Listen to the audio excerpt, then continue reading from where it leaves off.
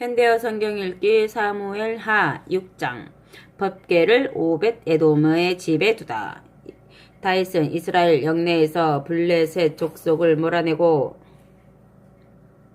그동안 그들의 지배 아래 있던 국경지대의 마을에서 여호와의 궤를 다시 찾아올 수 있었다. 다윗은 우선 온 이스라엘에서 가장 뛰어난 장병을 모았는데 3만 명쯤 되었다. 다윗은 그들을 거느리고 유다 지파의 바알레 마을에 이르렀다. 그곳은 나중에 기럇 여아림이라고도 불렸다. 바로 이 마을에 보관되었던 하나님의 궤를 다윗이 예루살렘으로 운반할 작정이었다. 그 궤는 그룹들 위에 앉아 계신 만군의 주의 이름으로 불리는 궤였다. 이 법궤는 본래 언덕 위에 있는 아비나답의 집에 맡겨놓고 그에게 지키게 하였으나 그 사이 그는 이미 늙고 그의 아들과 손자들이 그 임무를 계승하였다. 법궤를 운반하기 위해서는 다른 일에 쓰던 낡은 수레를 쓸 수 없었기 때문에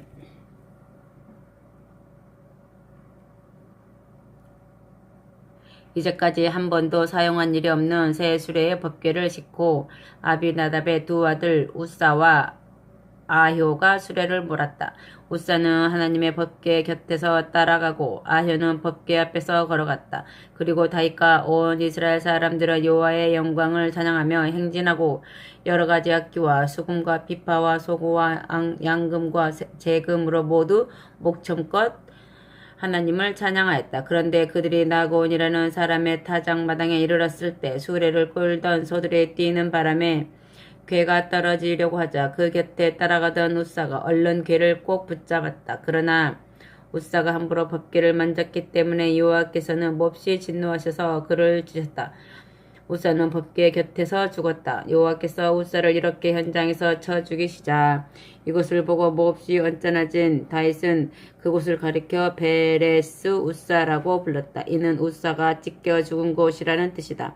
이때부터 다윗은 여호와께 겁을 먹고 이래 가지고서야 내가 어떻게 감히 여호와의 법궤를 가져다가 모실 수가 있겠는가. 잘못하다가는 식구들만 다 죽일지 모르겠다고 한탄하면서 처음과 다른 결심을 하였다. 그래서 다윗은 법궤를 예루살렘에 있는 성으로 모셔가지 않고 가드 사람 오벳에돔의 집에 맡겼다.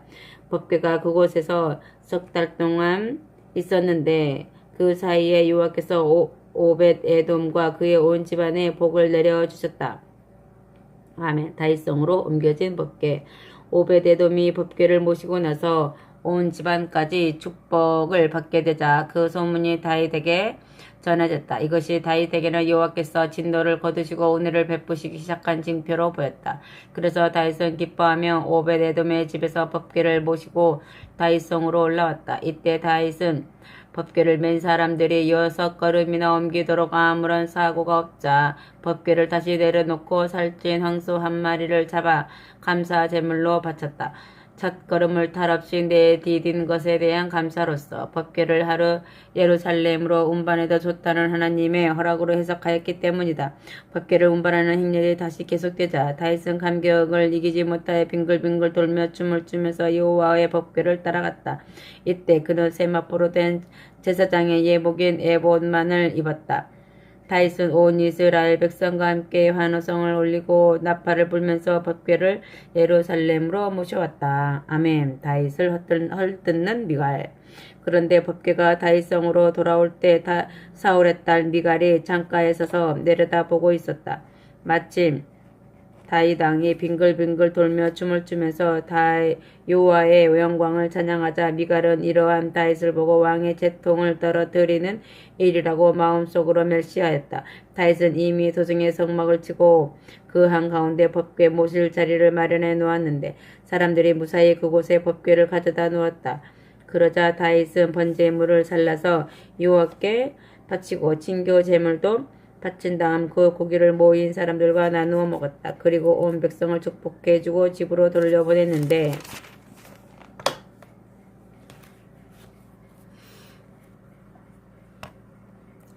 그곳에 있던 사람들은 남녀를 가리지 않고 모두 떡 한 덩이와 구운 쇠고기 한 점과 건포도 과자 한 개씩을 받아 집으로 갔다.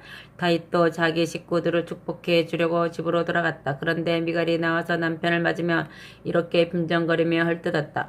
오늘 이스라엘의 임금님을 보니 참으로 영광스럽습니다. 그래 신하의 아내들이 보는 앞에서 부끄러운 줄도 모르고 옷을 다 벗어버리시다니 그런 행동은 방탕한 자들에게서나 볼 수 있는 것이 아닙니까? 그러자 다윗은 미갈에게 이와 같이 대답했다. 내가 어떤 행동을 하였든지 그것은 여호와의 영광을 찬양한 것뿐이요.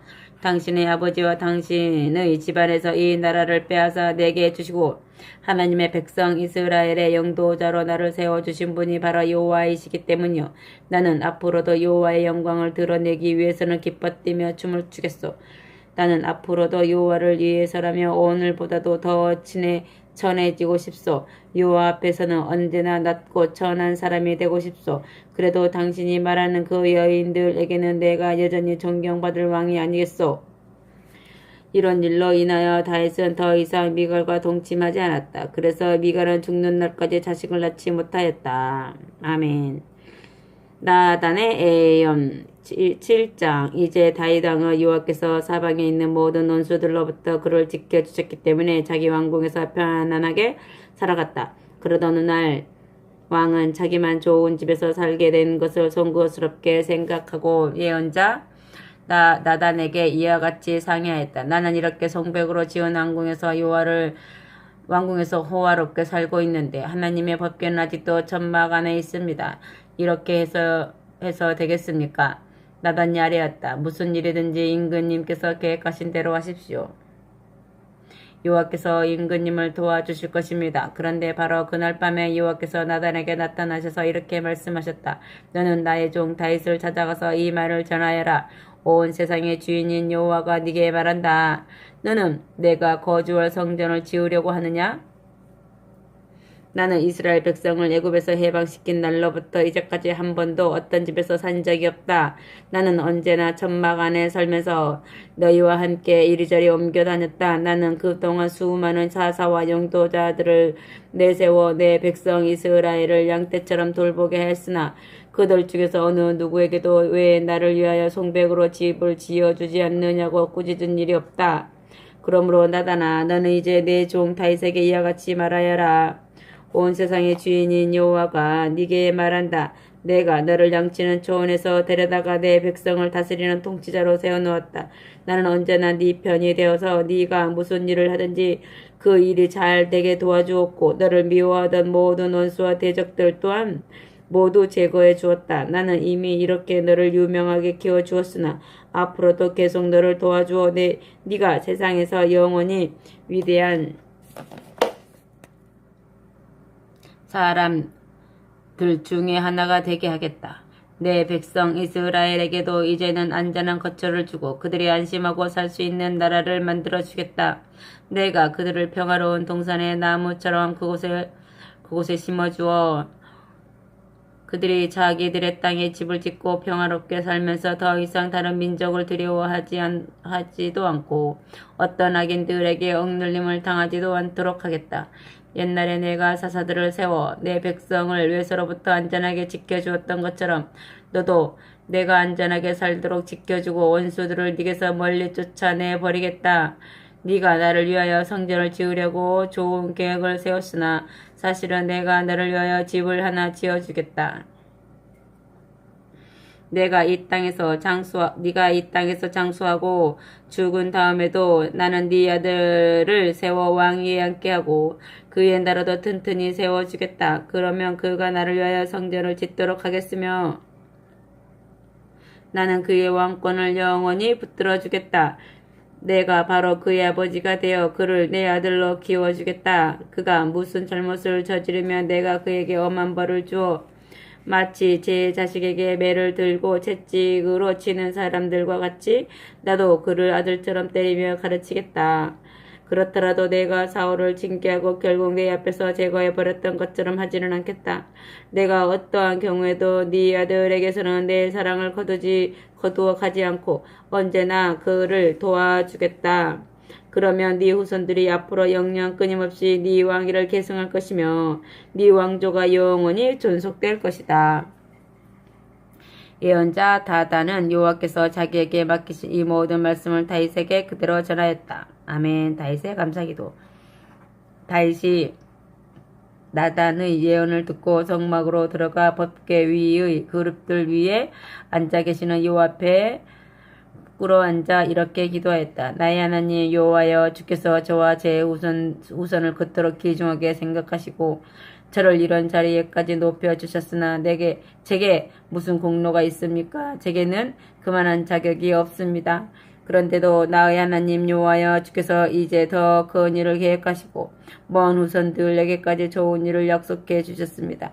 그러므로 주님, 제가 더 이상 무슨 말씀을 주께 드릴 수 있겠습니까? 주께서는 저의 은밀한 생각까지도 다 알고 계십니다. 주께서 저를 먼저 사랑하시어 주님의 일을 하도록 불러 세우셨고 이제는 주께서 약속하신 일을 모두 그대로 이루어 주실 줄 확신합니다. 아멘. 나의 주 여호와여, 저는 오직 주님의 위대하심을 찬양할 수밖에 없습니다. 주님과 같으신 분은 하나도 없습니다. 저희가 지금까지 들어온 모든 사실이 주님밖에는 다른 신이 없다는 진리를 증명해 주고 있습니다. 또 이 세상에서 주님의 백성 이스라엘과 같은 족속이 어디 있습니까? 노예 생활에 시달리는 백성을 해방시켜서 자기에게 딸린 백성으로 삼으신 신이 또 어디 있습니까? 신이 어디 또 있습니까? 주님은 이런 주님의 백성을 위하여 크고 놀라운 일들을 베풀어 주셔서 주님의 위대한 성호를 온 세상에 알리셨습니다. 주께서 이 백성을 애굽에서 해방시켜 오늘날까지 보호하시고 그 앞에서는 다른 민족과 다른 신들을 모조리 쫓아내 버리셨습니다. 온 세계의 주인이신 여호와여, 주께서 그토록 놀라운 일들을 베푸시고 이스라엘을 영원히 주님의 백성으로 삼으시고 주께서 친히 그들의 하나님이 되셨습니다. 그러므로 이제 주께서 저와 제 후손을 위하여 약속해 주신 말씀을 영원히 그대로 이루어 주소서. 그러면 주님의 이름이 어느 시대나 영원히 찬양받으실 것이며 세계 만민들도 이스라엘의 하나님만이 온 세계의 주인이시다 라고 고백할 것입니다. 또한 이종 다윗의 왕조도 주님의 도우심을 받아 영원히 존속할 것입니다. 또 세계의 주인이시며 이스라엘의 하나님이신 여호와여, 주께서 이 종에게 내가 너를 위하여 집을 지어주겠다고 약속하셨기 때문에 제가 감히 주께 이런 기도를 드릴 담력을 얻었습니다. 여호와여, 주님은 진실하신 신이시오 약속하신 그대로 이루어 주시는 분이십니다. 이러한 주께서 바로 제게 위대한 약속을 해주셨습니다. 그러므로 제가 이제 비오니 이 종의 왕가에 복을 내려주셔서 제 후손들이 언제나 끊임없이 제 왕위를 계승하여 다스리게 하소서. 이것은 주께서 약속한 것이니 저의 왕가가 영원히 복받을 줄을 확신합니다. 아멘.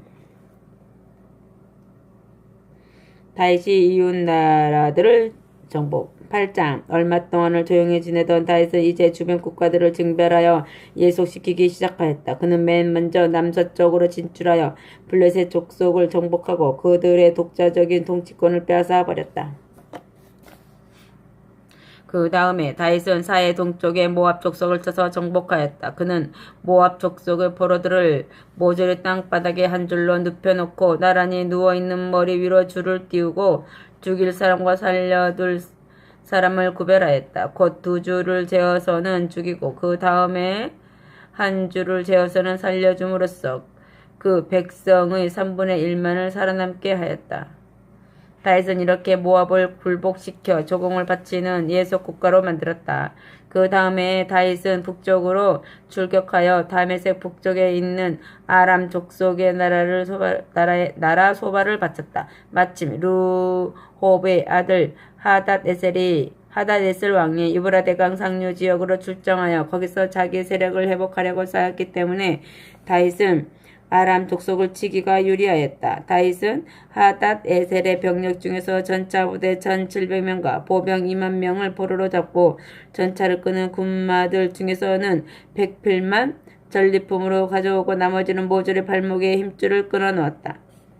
다메섹의 아람 족속들이 소바왕을 지원하러 올라오자 다윗은 그들도 격파하여 22,000명을 죽였다. 다윗은 이제 소바와 다메섹에 주둔군을 배치한 뒤 그들 나라로부터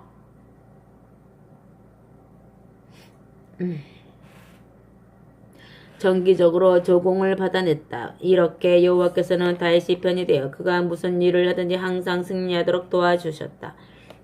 아멘. 이때 다윗은 하닷에셀의 부하들이 들고 다니던 금방패도 모조리 약탈하여 예루살렘으로 가져왔다. 그리고 하닷에셀이 오론테스 강변의 두 성읍 베다와 베로데도 다스렸기 때문에 다윗이 그것도 정벌하여 아주 많은 노새를 예루살렘으로 실어왔다.